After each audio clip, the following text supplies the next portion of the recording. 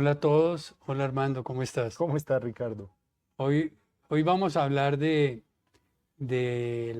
presidente Trump y del nombramiento como asesor de Elon Musk en la Oficina de Eficiencia Gubernamental y vamos a ver cómo ese tipo de decisiones y esa forma de entender el Estado por parte de Trump y particularmente de Elon Musk influye en los proyectos y cómo eso lo incorporamos en nuestra temática de proyectos en los programas de posgrado de la Facultad de Economía.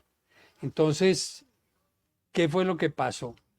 Que Donald Trump planteó una eficiencia gubernamental, que el Estado sea un poco más pequeño y hacerlo de una manera pues ordenada, por supuesto, Ujú. y le pidió a Elon Musk que le colaborara en el tema.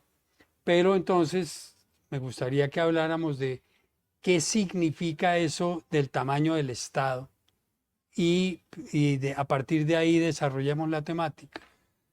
Muy interesante tema y qué bueno que lo traemos a nuestros podcasts. Eh, si te parece, primero hablemos de qué está pasando en realidad en Estados Unidos. Tú acabas de, en la introducción, contarles a las personas que ven el podcast, a las personas que lo escuchan, lo que pasó en Estados Unidos, pero hay un contexto de por qué se dio ese resultado. Antes de iniciar a hablar de ese contexto, vale la pena hacer una aclaración para todos los que nos oyen, nos ven. Y es que las conclusiones que sacamos acá no tienen ningún tipo de connotación ideológica, ¿verdad? Sí, Acá el análisis es de organizaciones, no es de otra cosa.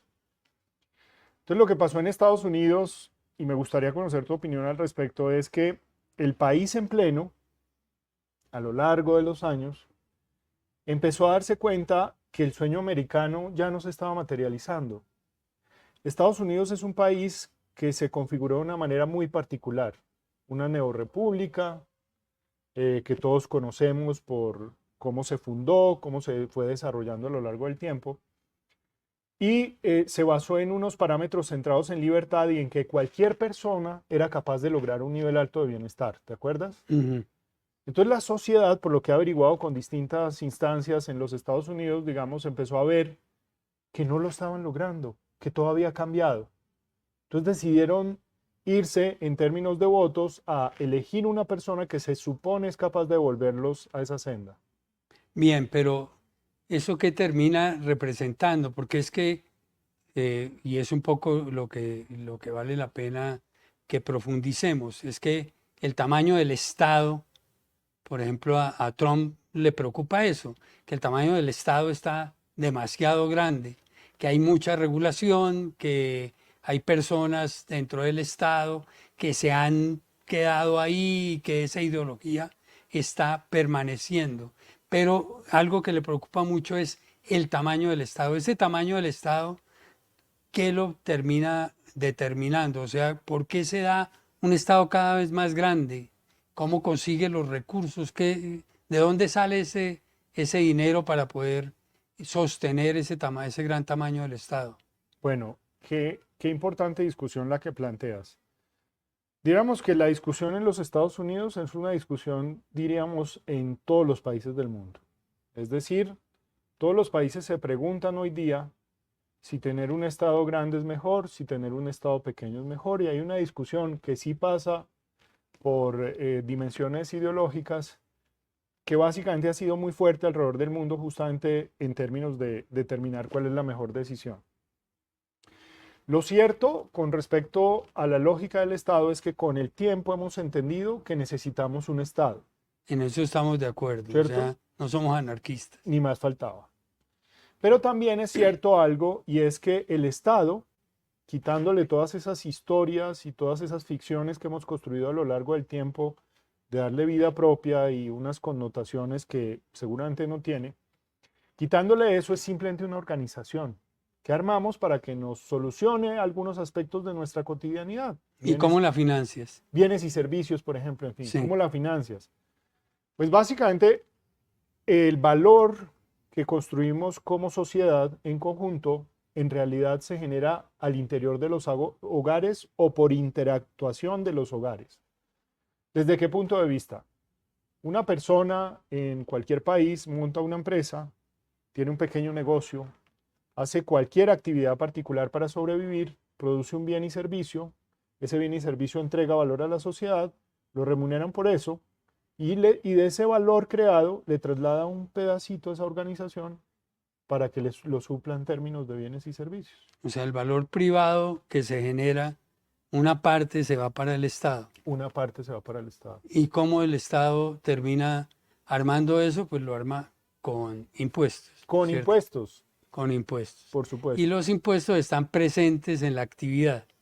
en todas Y partes. cuando vamos a formular un proyecto, pues tenemos que incluir qué va a pasar con los impuestos. ¿Qué va a pasar Porque con los los impuestos hay que pagarlos con base en toda la operación que haga el proyecto. Por ¿Cierto? supuesto. Ahora, al principio planteábamos la discusión de los Estados Unidos y planteábamos lo relacionado con el tamaño del Estado. ¿Por qué la discusión del tamaño del Estado es tan importante? Porque si tenemos un Estado muy grande que reemplaza todos los escenarios de la economía, pues básicamente se apropia de la totalidad del valor generado por las personas. Si tenemos un Estado más pequeño, se apropia apenas de una parte de ese valor generado por las personas. Entonces, dijéramos que lo que pasa en Estados Unidos o la discusión en Estados Unidos es bien interesante, porque lo que están buscando ellos y lo que han entendido es que el Estado, como está en la actualidad en los Estados Unidos, está dificultando la posibilidad de los hogares para construir valor. Y se está apropiando, por las circunstancias que sean, de una parte muy importante del valor creado por ellos. Entonces tú hablabas de los proyectos. Cada cosa que hace un hogar en sus inicios o más adelante para poder evolucionar, desarrollar una microempresa que tengo, algo parecido, tiene que desarrollar proyectos justamente para moverse en el sentido de lo que quieren lograr a futuro. Entonces, si un entorno dificulta ese proceso, pues entenderás lo que implica. Sí, pero en particular en Colombia, por ejemplo, el Estado ha venido creciendo en términos reales en los últimos años. Y pues, de hecho, pues en toda la construcción de la República, los 200 años, pues ha venido creciendo, creciendo siempre en términos reales creciendo. Ujú. Y el efecto entonces se viene en la carga impositiva, ¿sí? Pero entonces siempre tenemos esa preocupación y está latente.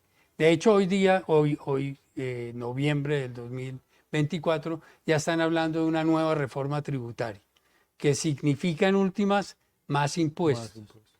Pero, eh, pero no se da la lógica de que si cobro más impuestos, recaudo más impuestos.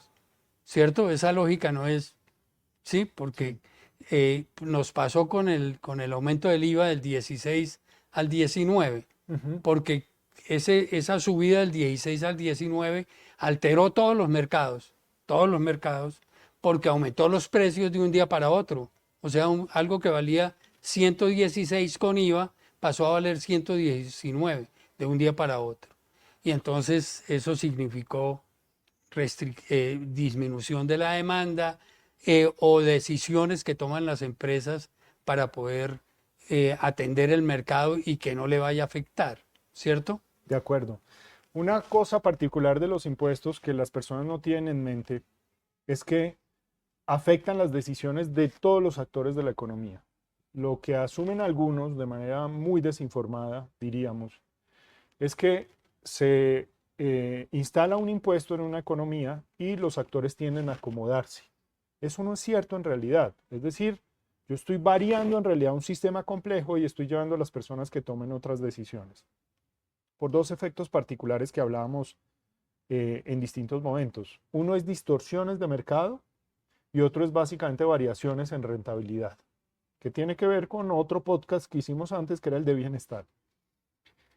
Entonces, si yo, digamos, tengo en una economía una estructura tributaria muy compleja, porque he hecho múltiples reformas tributarias, básicamente tengo que entender que estoy afectando las decisiones de todos los actores de la economía. ¿Y las estoy afectando en qué sentido? Por ejemplo, lo que tú mencionabas del IVA. Los precios reales de la economía están explicados por la disponibilidad a pagar de las personas lo que desean un bien o servicio y los costos de producirlo.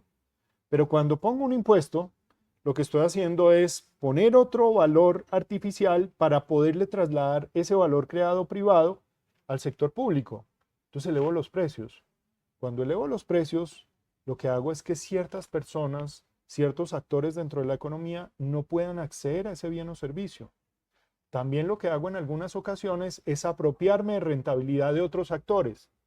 Solamente por esas dos razones estoy cambiando todas las decisiones de los actores en la economía. Y si yo ya estoy metido en un proyecto donde ya había estimado la demanda y me cambian el IVA del 16 al 19, así yo sea simplemente un recaudador de impuesto de IVA, me está afectando el mercado y todo lo que había estimado que iba a vender ya no lo voy a vender. Las economías de escala que había estimado tampoco las voy a Imagínate. obtener. Voy a tener problemas en lo que yo había estimado y en el proyecto que yo quería desarrollar. La afectación sobre un proyecto es impresionante. ¿Desde qué punto de vista?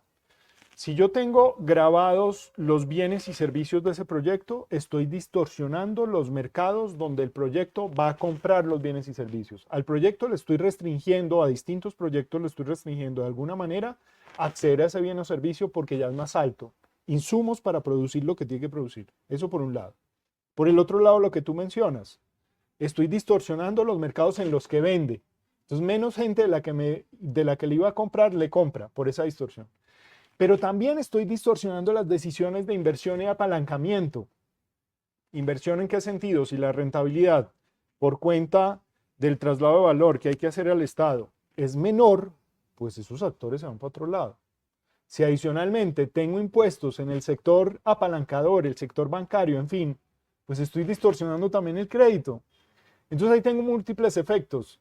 O el proyecto no se hace, o se hace en unas magnitudes inferiores, o termina teniendo rentabilidades inferiores, o terminan sencillamente la economía tomando la decisión de no afrontar esos proyectos. O peor, lo hace por fuera del marco. Eso es terrible. Sí, entonces, cuando sumas toda la carga tributaria, aranceles, IVA, impuesto de renta, ICA y predial, y yo veo que haciéndolo por fuera, sin pagar arancel, sin pagar IVA, sin pagar impuesto de renta, pues tengo un precio muy competitivo. Por Y supuesto. entonces termino teniendo el país que tenemos, donde una gran porción de la economía es informal. Y entonces creemos que la informalidad se da es por cultura de las personas, pero se da básicamente por las distorsiones que generamos en los mercados y eso crea ese mercado negro que le llamamos mercado informal. Ahora, la carga o la incidencia de los impuestos es gigantesca. Tú me hablabas antes de la reunión de hoy del ICA y del El 4 I- por mil, ¿te acuerdas? Si el ICA y el 4 por mil está presente en todos los actores de la cadena. Toda la cadena de suministro. Sí, el proveedor de materia prima, él tiene que pagar ICA. El que compra la materia prima y produce el bien final, paga ICA. Se lo vende a un mayorista que paga ICA, que se lo vende a un minorista que paga ICA. O sea, y paga 4 por mil en cada. Y, y entonces estamos hablando de un impuesto que va en el mismo bien o servicio que estoy Acumulativo. entregando, se va acumulando. No es como el IVA. Esta es una carga que es brutal, o sea, está en todos los costos de cada uno de los actores y eso distorsiona muchísimo la operación. Y lleva, como decíamos ahora, lleva a mucha informalidad. Precisamente. Entonces lo interesante de todo este tema de impuestos y de todo este tema de distorsiones y de todo lo que hemos hablado es que los proyectos terminan afectándose drásticamente en todas las dimensiones justamente por esas decisiones asociadas a impuestos, a tamaño del Estado, a todo lo que hemos enunciado. Pero hay una cosa que hablábamos antes de sentarnos acá y es que la gente no es consciente de eso. Ni el tomador de decisión, ni quien sufre todo eso. Entonces, el llamado de atención para todos es a solucionarlo, ¿no? Así es. Muy bien, Muy pues bien. una charla muy interesante. Sí, señor. Un Armando, placer, muchas Ricardo. gracias. Metidos de bendito.